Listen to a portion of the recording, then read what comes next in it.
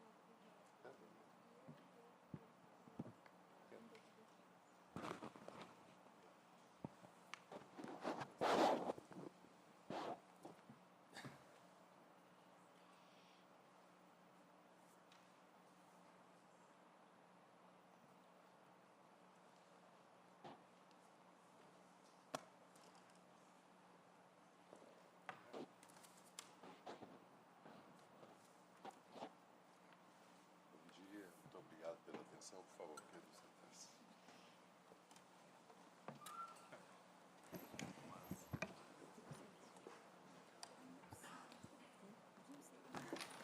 Declaro aberta mais esta sessão da SDI 2 do Tribunal Superior do Trabalho. Cumprimento as eminentes ministras e eminentes ministros que a compõem. Estendo esses cumprimentos a Sua Excelência, o Procurador-Geral do Trabalho, Dr. Gustavo Hernani Cavalcante Dantas, senhoras e senhores advogados, senhoras e senhores servidores, na pessoa da doutora Adriana, coordenadora de secretaria desta subseção. Antes de franquear a palavra aos colegas, eu registro com muita alegria a presença na sala de sessões dos estudantes do curso de Direito da Faculdade Anhanguera de Brasília, acompanhados pela eminente professora Milene Teixeira da Silva. Gostaria de dizer da alegria e da honra de receber os estudantes para assistir, ainda que momentaneamente, como se processam os julgamentos no âmbito da SDI 2. A SDI 2 ela funciona como segundo grau de jurisdição em relação às ações originárias dos tribunais regionais. A nossa competência é recursal em mandado de segurança e competência originária ou recursal em ação rescisória, ações cautelares. E o TST ele adotou um sistema que agiliza o julgamento sem prejuízo da segurança desses mesmos julgamentos. Os ministros elaboram as suas propostas de voto, são distribuídas entre todos os ministros, naturalmente guardado o devido sigilo, e, quando do julgamento, se anuncia a tendência do voto para que o advogado que tomar assento à tribuna, se o voto lhe é favorável, ele pode dispensar a sustentação e, não havendo divergência, proclama-se o resultado. Se o advogado não for vitorioso na proposta de voto, abre-se a sustentação e, em seguida, se houver divergência, colhem-se os votos e proclama-se o resultado. E, além disso, nós também temos o acompanhamento em tempo real pelo computador dos votos disponibilizados pelos ministros, a permitir que cada um de nós tenhamos a exata noção do voto que está sendo proposto. Eu reitero a satisfação e a alegria da presença dos estudantes e felicito a iniciativa da eminente professora Milene Teixeira da Silva de trazer os seus alunos para essa experiência que, embora curta, pode dar uma pequena ideia de como se processa o julgamento nessa subseção. Sejam muito bem-vindos, muito obrigado pela presença e sucesso na carreira que abraçarem no futuro, seja na magistratura, na advocacia pública ou privada, Ministério Público, sempre guardando aquilo que é fundamental para o judiciário, qualquer que o seja, a ética processual. Sem a ética, realmente não há condições de termos um processo que deve ser justo. E por isso eu os felicito e desejo sucesso na carreira dos eminentes estudantes e que sejam muito felizes na carreira que escolheram. E parabenizo mais uma vez, efusivamente, Sua Excelência Professora Milene Teixeira da Silva. Muito obrigado pela presença. Registro também a ausência justificada do ministro Vieira de Mello Filho. E antes de franquear a palavra aos colegas, há duas vistas regimentais em que Sua Excelência tem participação. Então, como ele está ausente, eu vou propor o adiamento dessas duas vistas regimentais para a próxima sessão. Pode fazer o pregão. Franqueie a palavra aos colegas para eventuais comunicações. Não havendo quem queira fazer uso da palavra, solicito da doutora Adriana a gentileza de proceder ao pregão dos processos com preferência. Relatora Excelentíssima Senhora Ministra Adelaide Miranda Arantes, processo RO 260, dígito 95 de 2013, em que são partes Aro, Suco, Aromas e Sucos LTDA e Márcio Santos Sodré. Com a palavra, Sua Excelência Eminente Ministra Adelaide Miranda. Senhor presidente, recurso ordinário, mandado de segurança, honorários periciais, antecipação do pagamento, realização da perícia, perda do objeto. Trata-se de mandado de segurança em que se discute a exigência de antecipação do pagamento dos honorários periciais para a realização de perícia.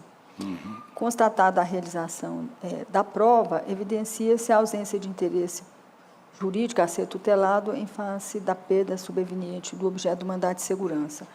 Eu trago no meu voto precedentes, conheço do recurso e no mérito nego-lhe provimento. Perfeito. Doutor Vitor Russomano, há interesse na sustentação? Não, senhor presidente. Perda do objeto confirmada. Pois não. Indago dos colegas se há algum destaque no voto de Sua Excelência.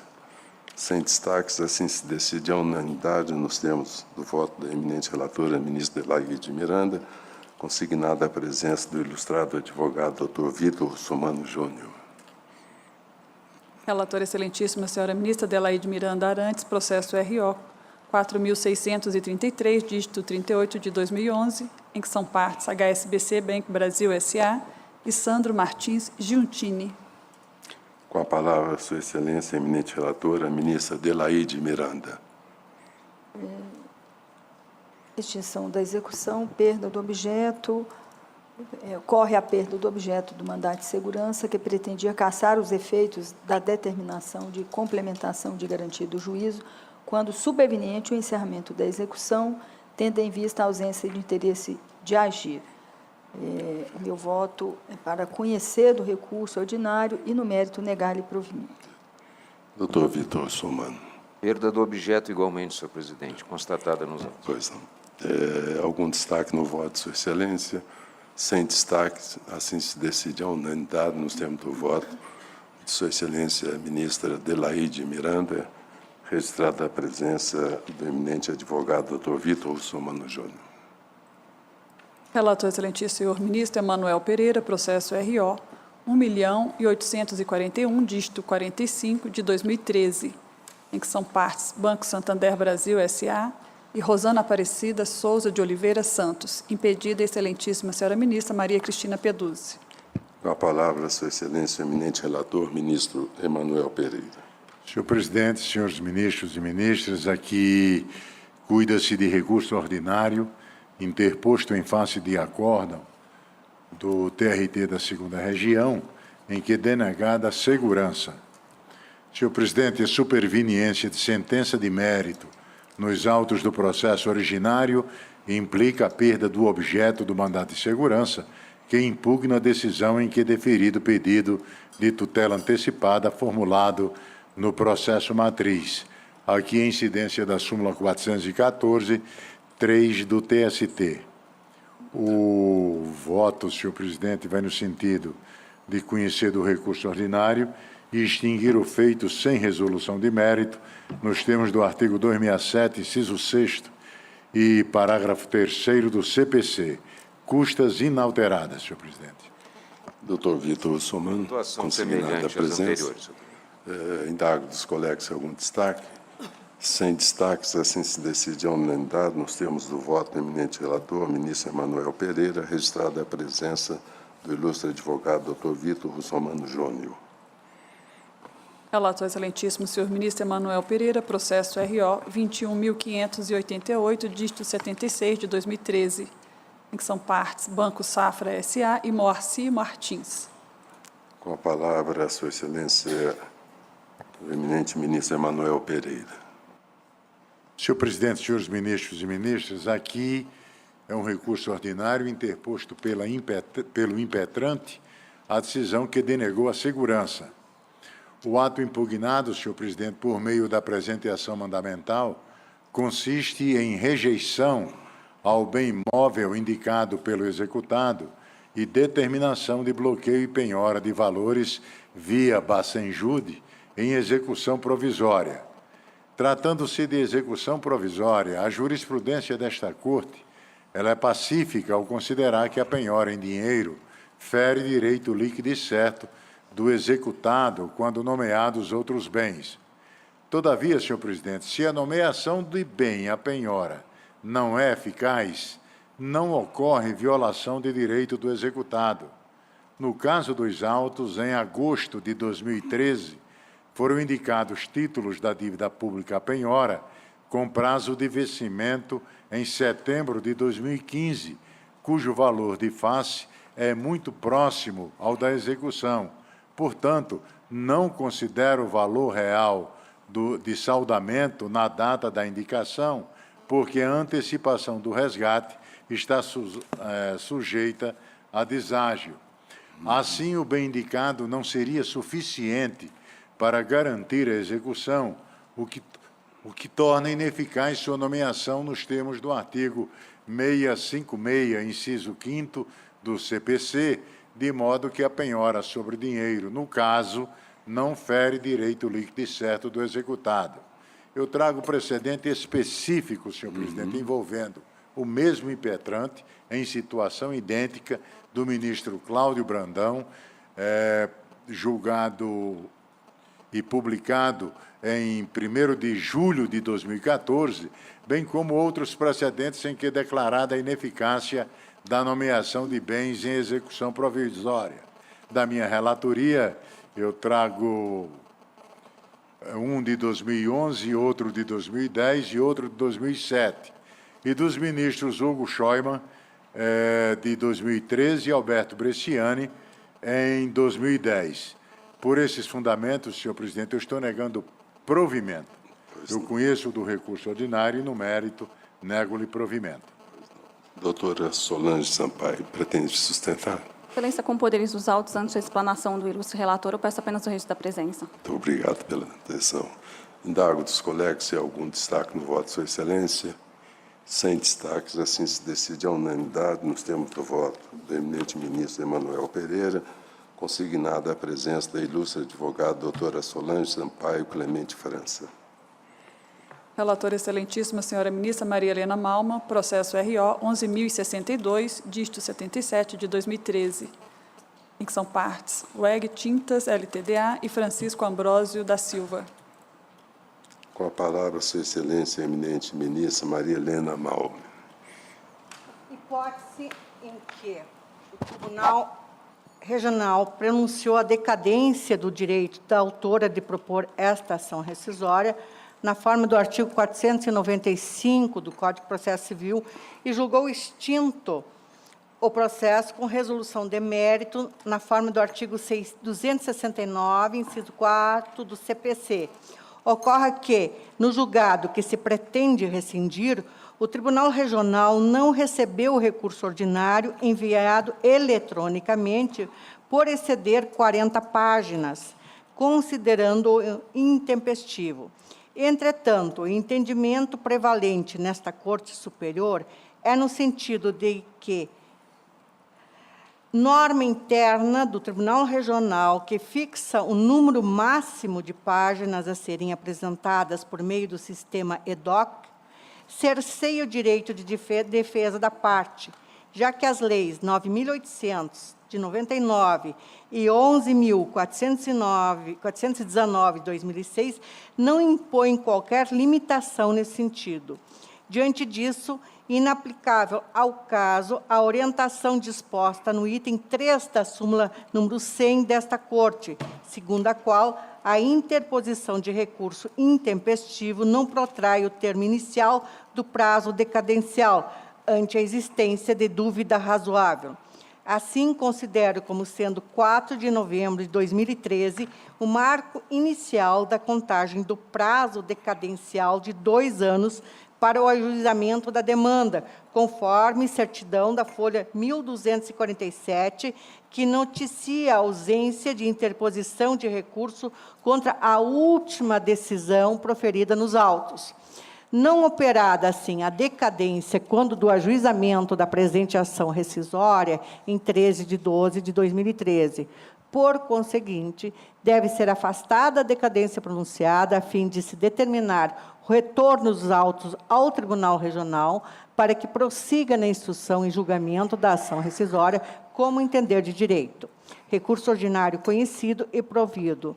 Ação cautelar inominada em apenso, aí é procedência, considerando que foi afastada a decadência pronunciada na origem, deve ser deferida a determinação de suspensão de qualquer ato executório no curso da demanda que originou a presente rescisória, permanecendo seus efeitos até o trânsito em julgado, nos termos da OJ 131. Ação cautelar julgada procedente. O voto de início é favorável ao recorrente. Eu peço licença ao doutor Vitor para indagar o doutor Vatello se pretende fazer uso da palavra. Pretendo sim, excelência. Por favor, pelo tempo regimental de 10 minutos. Inctos ministros, doutores aqui presentes, importa ressaltar que trata-se esse recurso ordinário de uma ação rescisória que, ora recorrente, avegue tintas, objetiva a reforma desse acordo prolatado pelo Egrégio Tribunal do Juízo Acordo, a qual colheu a preliminar de decadência sob o âmbito do artigo 495 do CPC, na súmula 100, inciso 3 e 4, descolhendo o TST. Apresentada pela contestação da reclamante do réu, a ação rescisória, ora recorrido, do Francisco Ambrósio. Excelência, senhores julgadores, decidiu aquele colhendo PRT que, com efeito, a presente ação rescisória, pelo que se refere das folhas acostadas no feito, foi proposta no dia 13 de 12 de 2013, amparada em certidão exarada pelos processos TST. Entretanto, a referida data não pode ser considerada para efeito da propositura da ação, uma vez que o recurso ordinário interposto pela reclamada foi declarado deserto pelo juiz do primeiro grau, o que trai o entendimento jurisprudencial firmado pela súmula 100 do TST, desse colhendo tribunal. Em seu inciso 3º, salvo se houver dúvida razoável, a interposição de recurso intempestivo ou a interposição de recurso incabível não protrai o termo inicial do prazo decadencial da súmula 100. No caso dos autos, como se infere da documentação acostada, a sentença rescindenda foi prolatada em 17 de 12 de 2010 e a ação rescisória foi proposta em 13 de 12 de 2013. Isso no entendimento de que havia dúvida razoável. Entretanto, o prazo recursal em trâmite da autora foi proposto num recurso ordinário que, devido ao número excessivo de folhas, conforme prolatado pela ilustre ministra, excedeu em número grande de páginas e, consequentemente, feriu a instrução normativa número 1 de 2010 deste tribunal. Quer dizer, é fato que está previsto a utilização da transferência eletrônica de apenas uma quantidade específica de folhas. Se não tomaram conhecimento ou se deixaram se levar pela falta de interesse, porque procrastinação é o que vem se determinando nesse processo, não haveria que, pois, ressaltar aí que haveria dúvida razoável para a interposição da ação rescisória. Assim, publicada aquela decisão em 17/2/2011, tem-se por expirado o prazo legal, em 25/2/2011, data a partir da qual deveria ser considerado a contagem do prazo da decadência, que cogita o artigo 495 do CPC. Ressalta-se, então, que, tendo em vista a propositura da presente ação em 13/12/2013, constata-se, irremediavelmente ultrapassado devido ao prazo legal, devendo assim ser ajuizada a ação rescisória quando foi decorrido o prazo previsto no artigo 495, o que deverá ser julgada inafastavelmente o reconhecimento da sua decadência, processo extinto em resolução do mérito nos termos do artigo 269, inciso 4 do CPC. Esses termos agradeço, excelência. Muito obrigado, doutor. Ministra Maria Malmi. Que, de fato, aqui afirma a parte que no processo matriz apresentou recurso ordinário dentro do octídio legal, mas ele não foi impresso diante de norma interna do regional, que limitou ao número de 40 páginas as petições recebidas pelo sistema EDOC. Aduz que, após a ciência desse fato, apresentou em cartório o recurso ordinário e, não tendo sido conhecido por intempestividade, interpôs diversos recursos visando a modificar essa decisão.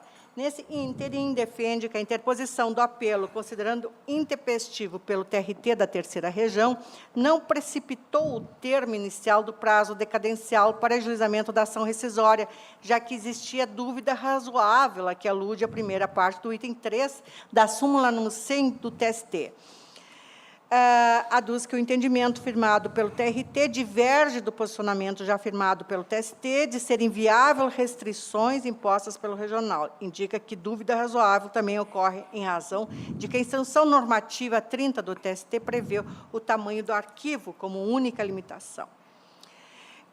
Analiso. Acerca do início da contagem do prazo decadencial para o ajuizamento da ação rescisória, a decisão recorrida aplicou o teor da parte final do item 3 da súmula número 100, verbos, abro aspas, ação rescisória, decadência, orientações jurisprudenciais, número 13, 16, 79, 102, 104, 122, 145 da SDI 2, salvo se houver dúvida razoável, a interposição de recurso intempestivo ou a interposição de recurso incabível não protrai o termo inicial do prazo decadencial. Entretanto, considerando os fatos narrados pela recorrente, são incontroversos, tenho não ser aplicável ao caso a orientação segundo a qual a interposição de recurso intempestivo não protrai o termo inicial do prazo decadencial, já que, no caso, restou configurada dúvida razoável acerca das restrições impostas pelo TRT quanto ao número de páginas do recurso ordinário enviado eletronicamente. Com efeito, esta Corte Superior possui inúmeros precedentes nesse sentido. Aí eu faço citação de decisões recentes, assim considero como sendo 4 de novembro de 2013 o marco inicial da contagem do prazo decadencial. Mantenho meu voto, senhores. Pois não. Excelência, pela ordem. Pois não. Eu queria aqui manifestar o seguinte, porque o próprio recorrente hoje, a VEG Tintas Limitada, 8 dias após ter sido interposto através do sistema eletrônico o recurso ordinário, ela renovou o seu ajuizamento o seu protocolo do recurso ordinário, 8 dias depois, em físico, em material físico. Então, consequentemente, devido à máxima vênia, quer dizer, ela reconheceu que havia praticado um ato que não havia fundamentação legal. Pois não. Muito obrigado, doutor. Antes de passar a palavra à vossa senhoria, indago dos colegas se há algum destaque no voto da eminente relatora. Então, assim se decide a unanimidade nos termos do voto da eminente relatora, ministra Maria Helena Malmi, consignada a presença do ilustre advogado Dr. Vitor Somano Júnior. Muito obrigado. Só queria noticiar que nós já aprovamos um ato em que agora não são mais 2 megabytes, são 4 megabytes, exatamente para evitar esse problema, para que não haja limitação de folhas, como os regionais estão fazendo. E, de fato, o regional não tem essa autonomia, porque quem delibera sobre isso é o Tribunal Superior do Trabalho para todos os tribunais regionais. Então, Excelência, obrigado. pedindo vênia a Vossa Senhoria, assim se decide a unanimidade. Muito obrigado, senhor. Relator excelentíssimo, senhor ministro Alberto Bresciani, processo RO 4.487, dígito 46, de 2014, em que são partes Companhia de Desenvolvimento Habitacional e Urbano do Estado de São Paulo e Maria Ercília Piramo Torres de Oliveira. Com a palavra, Sua Excelência, o eminente relator, ministro Alberto Bresciani. Senhor presidente, senhoras ministras e ministros, trata-se de recurso ordinário contra a decisão do egrégio TRT da 2ª Região, que julgou improcedente a ação rescisória. No recurso ordinário, a parte reitera as violações que manejou aos artigos 22 e 173, parágrafo 1º e 2º da Constituição Federal.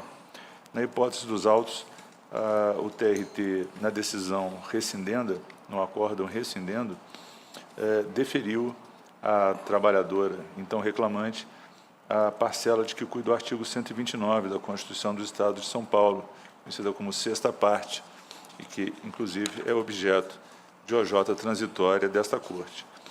A Corte de origem julgou a ação rescisória, reportando-se às súmulas 83 desta Casa e 343 do Supremo Tribunal Federal, ao fundamento de que a decisão foi proferida em 4 de dezembro de 2007 e a OJ, que pacificou a questão, somente foi editada em agosto de 2010.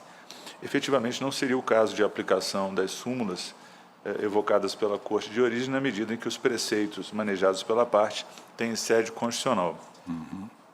Ultrapassa esta questão. Ocorre, no entanto, que a Corte de origem, ao examinar a pretensão da parte, na decisão rescindenda, jamais cuidou dos artigos 22 e 173, parágrafo 1º, inciso 2 da Carta Magna, ou sobre os temas, ou sobre as matérias neles vertidas, inclusive fixando apenas a tese de que a Constituição do Estado não fazia distinção entre empregados públicos e servidores de regime institucional. Não cuidou da natureza jurídica da empregadora.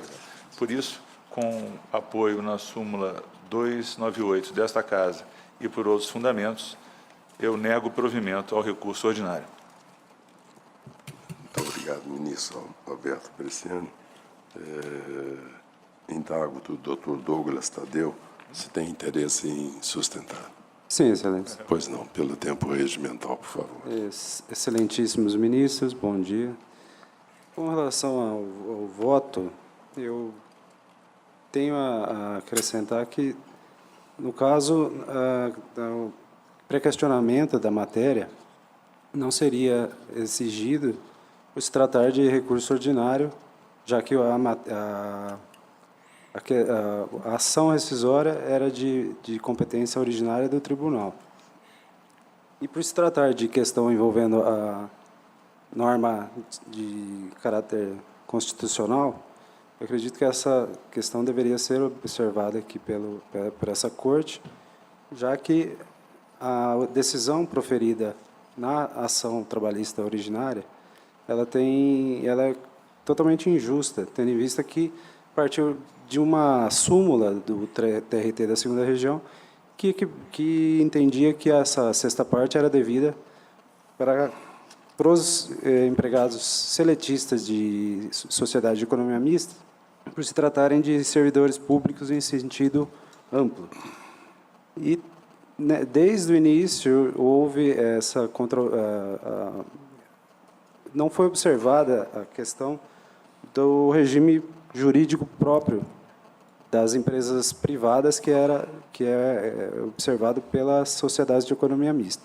Essa era a controvérsia à época. Então, já desde o início, da ação, da reclamação trabalhista, até o julgamento dessa ação rescisória, essa era a questão controvertida. Tanto que levou à publicação da orientação jurisprudencial transitória número 75 pela SDI 1, que justamente afasta a exigência da sexta parte das sociedades de economia mista, com base no artigo 173, parágrafo 1º, inciso 2º da Constituição Federal. Por isso, eu volto a requerer que seja revista a decisão para julgar improcedente a ação originária. Muito obrigado, doutor Douglas. Ministro Alberto Bresciani. Senhor presidente, só para esclarecer, para melhor explicar, que eu não aludi a pré-questionamento na decisão recorrida, mas a ausência de pronunciamento sobre os preceitos manejados na decisão rescindenda, que não cuidou realmente dos preceitos constitucionais e não analisou a controvérsia sobre o enfoque da natureza jurídica da empregadora.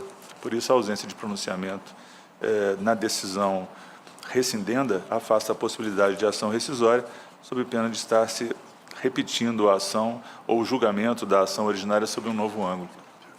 Peço vênia para manter o voto. Perfeito. Algum destaque no voto, Sua Excelência? Não havendo, assim se decide a unanimidade nos termos do voto do eminente relator, ministro Alberto Bresciani, e apenas explicitando que nós não exigimos pré-questionamento, porque na ação rescisória não se exige isso. O que se exige é que a norma em relação à qual se diz ter havido violação tenha sido enfrentada, ainda que não a norma em si, mas o conteúdo da norma. Se não foi suscitado o conteúdo da norma, nem o regional examinou a controvérsia pelo conteúdo da norma, a rescisória proposta nesses termos, ela ganha uma feição recursal, ou seja, se propõe novamente a rescisória com o fim de restabelecer aquela decisão em que não se colocou como para o debate as normas citadas nesse sentido. Então, pedindo vênia ao ilustre advogado, proclamo que a decisão é unânime. Nós temos o voto do eminente relator, ministro Alberto Bresciani. Muito obrigado. Bom dia. Bom dia. Relator, excelentíssimo senhor ministro Douglas Alencar Rodrigues, processo RO 6.353, dígito 63, de 2013, em que são partes Banco do Brasil S.A. e Nairon Ricardo de Oliveira. Com a palavra, Sua Excelência, o eminente relator, ministro Douglas Alencar Rodrigues. Senhor presidente, senhoras ministras, senhores ministros, trata-se aqui de recurso ordinário interposto contra acórdão lavrado pelo egrégio 15º Regional no julgamento de mandado de segurança impetrado pelo Banco do Brasil contra ato praticado pelo meritíssimo juízo da Vara do Trabalho de Itapetininga, São Paulo. O litisconsorte passivo necessário, o senhor Nairon Ricardo de Oliveira, ajuizou uma reclamação trabalhista contra o Banco do Brasil, postulando, entre outros direitos, a reintegração ao emprego em razão de estar afastado por acidente do trabalho, portanto, com seu contrato de trabalho suspenso, no instante em que o banco deliberou pela rescisão justificada de seu contrato. Examinando a pretensão, o meritíssimo juízo reputado coator acolheu o pedido e deferiu a reintegração do trabalhador e contra este ato que se volta, então, o presente mandado de segurança. A Corte de origem denegou a segurança e o fez por considerar presentes a verossimilhança da alegação e o perigo de demora. A verossimilhança resultou da constatação de que o contrato de trabalho estava suspenso em razão da percepção do auxílio-doença acidentário. E o perigo de demora adveio da necessidade de preservação do contrato de emprego, do qual há também o plano de saúde como cláusula, como benefício acessório decorrente. Enfim, o que compreendeu a Corte Regional, na linha do que decidiu o juízo monocrático, é que o trabalhador, no instante em que afastado por doença, ou melhor, por acidente do trabalho, necessitava da manutenção do plano de saúde para poder recuperar a sua saúde, evidentemente. E o Banco do Brasil não se conforma, diz que a justa causa aplicada afastaria a garantia provisória de emprego, tornando legítima a dissolução do contrato. Essa tese do Banco do Brasil foi rechaçada e o banco invoca nas razões do recurso a gravidade da conduta imputada ao trabalhador e pugna pela concessão da segurança em razão de que a própria tutela antecipada foi concedida sem audiência prévia do banco. Diz, além de outros argumentos, que a manutenção em seu quadro de pessoal de um empregado que cometeu um fato grave, inclusive com repercussão criminal, deporia contra a imagem da instituição.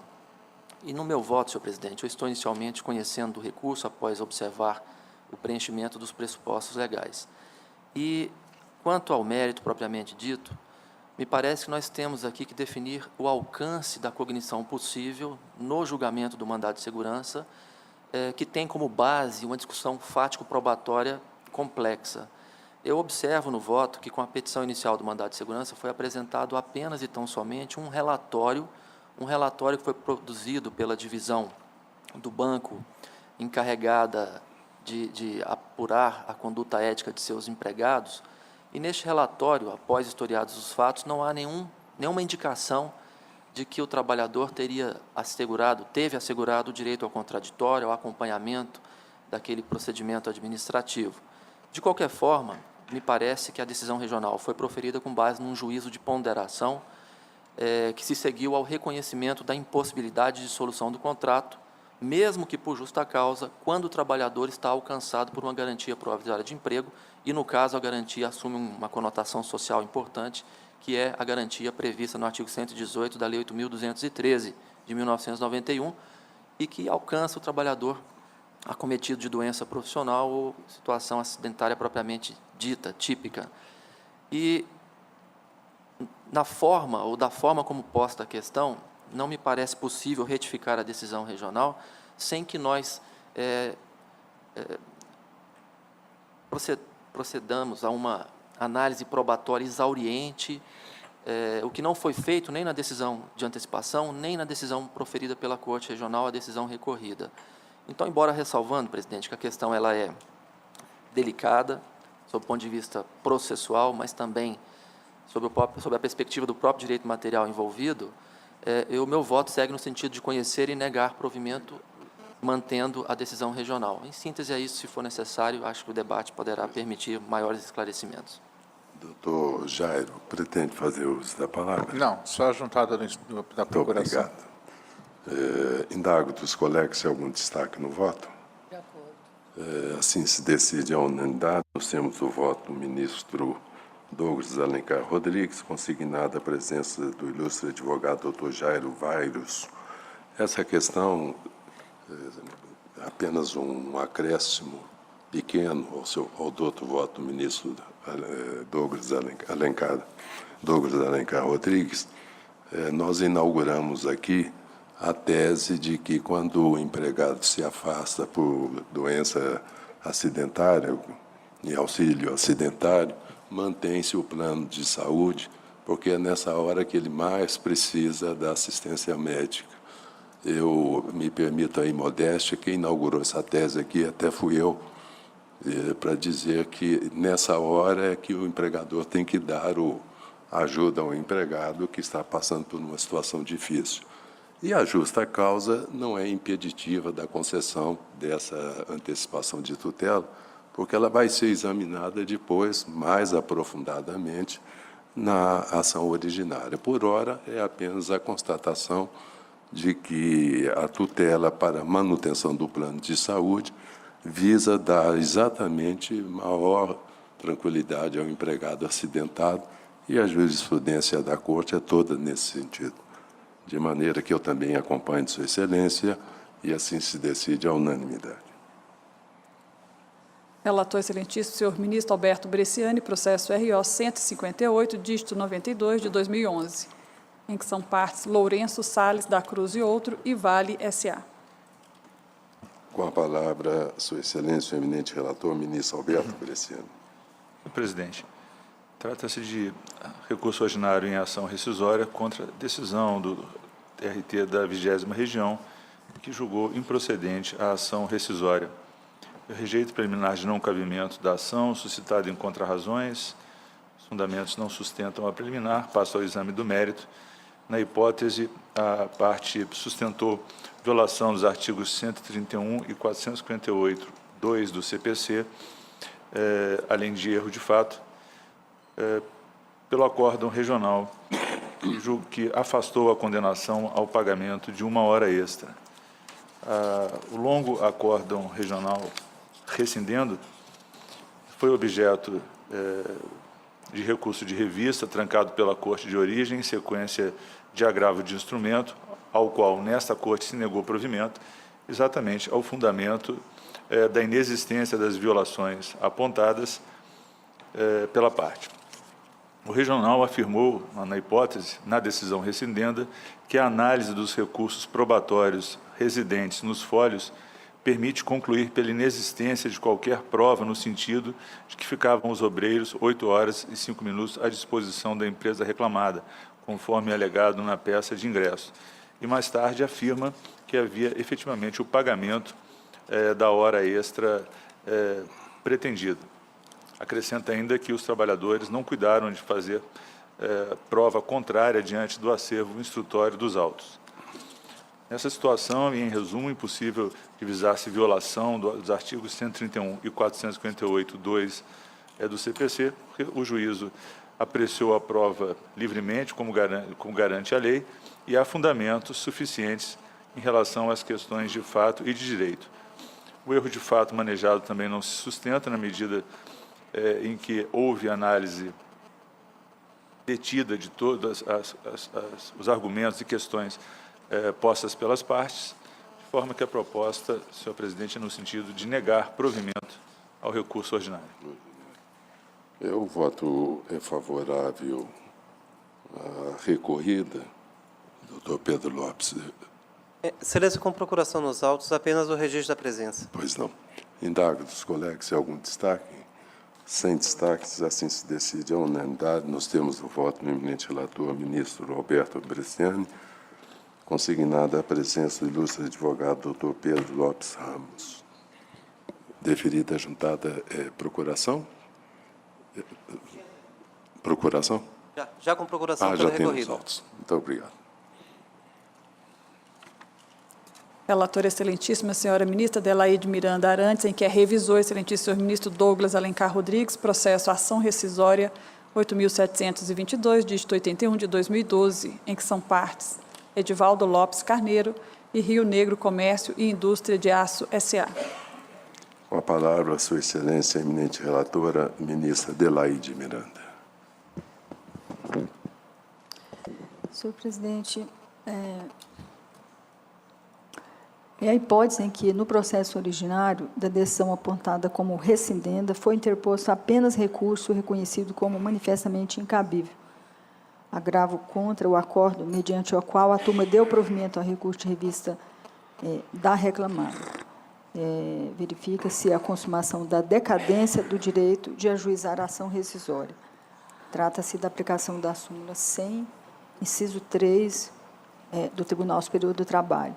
Eu trago no meu voto precedentes e o meu voto é no sentido da extinção do processo com resolução do mérito nos termos do artigo 2694 do Código de Processo Civil, custas pelo autor no importe de R$ 600, dispensado do recolhimento na forma da lei. Pois não. Como votos, sua excelência, o eminente revisor, ministro Douglas Alencar Rodrigues. Senhor presidente, eu estou acompanhando o voto condutor, apenas pedindo vênia à sua excelência para acrescentar a condenação em honorários advocatícios na linha da jurisprudência dessa Corte. Sim. Sua excelência recebeu a observação. Eu faz o acréscimo e isenta. Sim. Perfeito. Doutora Alda Ferreira, pretende sustentar? Sim, pretendo, excelência. Pois não, pelo tempo regimental. Bem, excelentíssimos senhores ministros desta colenda Corte Especial, digníssima relatora ministra Adelaide Miranda Arantes, demais autoridades, advogados e serventuários presentes nesta sessão solene de julgamento. É com muita alegria e satisfação que, na qualidade de causídica do autor da presente ação, ocupo por alguns instantes esta tribuna para pelejar por um direito tido como legítimo e essencialmente social. Assim é que, primeiramente, cumpre enfatizar que o autor da presente ação é portador de perda auditiva bilateral, decorrente de uma exposição diária de ruído na empresa onde trabalhava, especificamente no seu setor de trabalho, de até 98 decibéis, sendo vítima da doença comumente conhecida como PAIR. Restou incontroverso que a perda auditiva da qual o autor é portador foi adquirida na empresa ré, e desta feita, por ocasião da demissão, o autor possuía estabilidade no emprego por ser portador da mencionada doença ocupacional. A estabilidade no emprego era garantida por cláusula constante na Convenção Coletiva da Categoria de Trabalho das Partes da região de Guarulhos, que vigorava à época da demissão. Tinha vigência entre 1/11/1998 a 31/10/1999, lembrando que o obreiro foi dispensado dessa empresa em 4/12/98, com um aviso prévio projetado para 4 de janeiro de 99. Portanto, a Convenção Coletiva da região de Guarulhos vigorava neste caso. Há de ser enfatizado, ilustres julgadores, que em nenhum momento, ou seja, durante o trâmite da reclamação trabalhista que foi processada perante a comarca de Guarulhos, processo 324 de 1999, houve menção a exaurimento da estabilidade em 12 meses, nos termos previstos no artigo 118 da Lei 8.213 de 91. A estabilidade garantida na Convenção Coletiva de Trabalho e que amparou a pretensão inicial nunca foi postulada ou mesmo defendida de forma provisória, não tendo havido qualquer alegação neste sentido.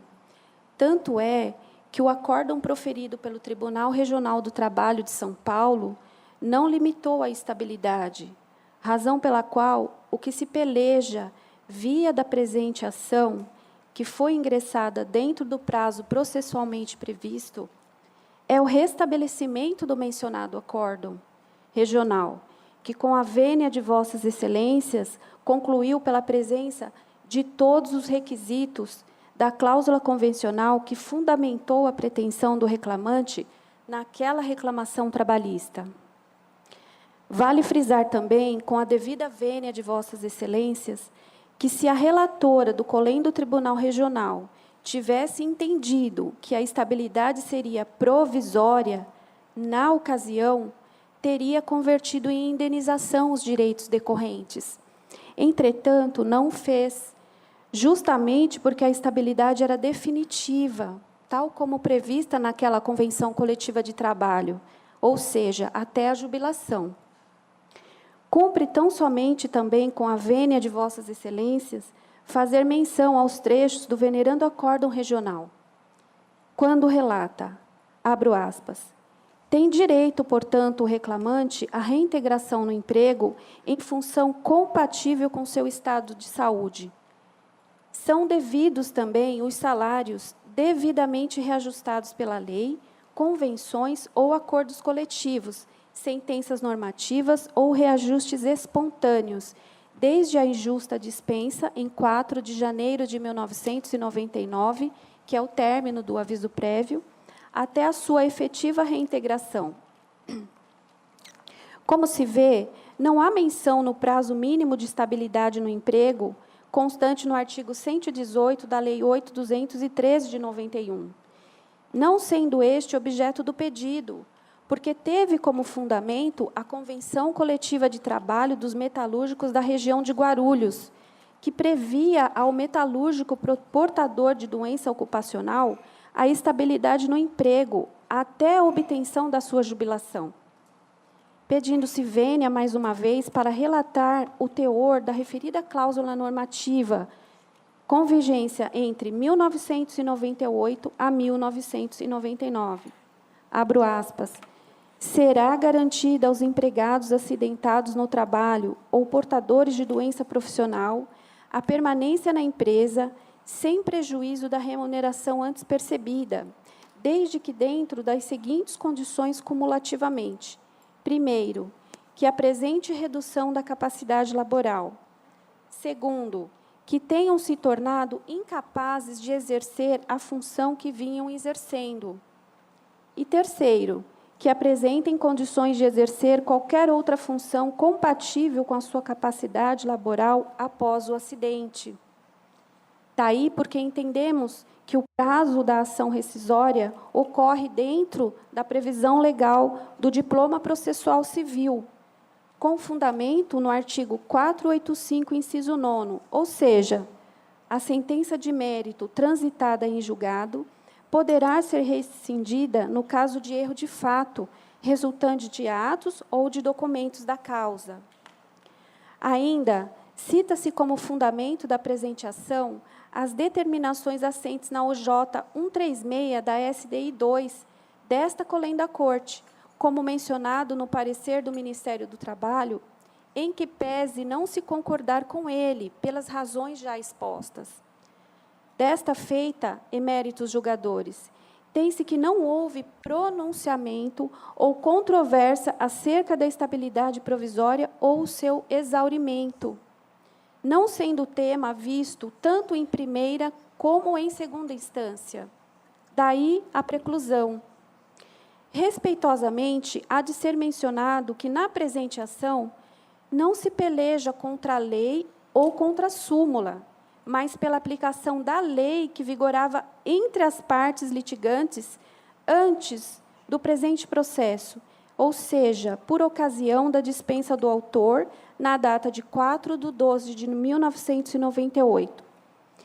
Por fim, a tutela que se postula é a proteção do emprego deste trabalhador sequelado, que, devido à sua condição de saúde, não reúne mais condições para concorrer no competitivo e exigente mercado de trabalho, resultando este pleito numa questão social e, acima de tudo, visando-se dar a efetividade do direito trabalhista à hora postulado. Muito obrigado e um bom trabalho a todos. Eu que agradeço a Vossa Senhoria. Ministra Adelaide Miranda. Senhor presidente, senhores ministros, senhoras ministras, senhora advogada, eu tenho a perfeita compreensão a respeito dos argumentos trazidos da tribuna com relação à questão de fundo, à matéria de mérito, né? Mas eu não consegui ultrapassar aqui a barreira em razão da decadência. Eu coloco para Vossa Excelência todos os argumentos aí expendidos.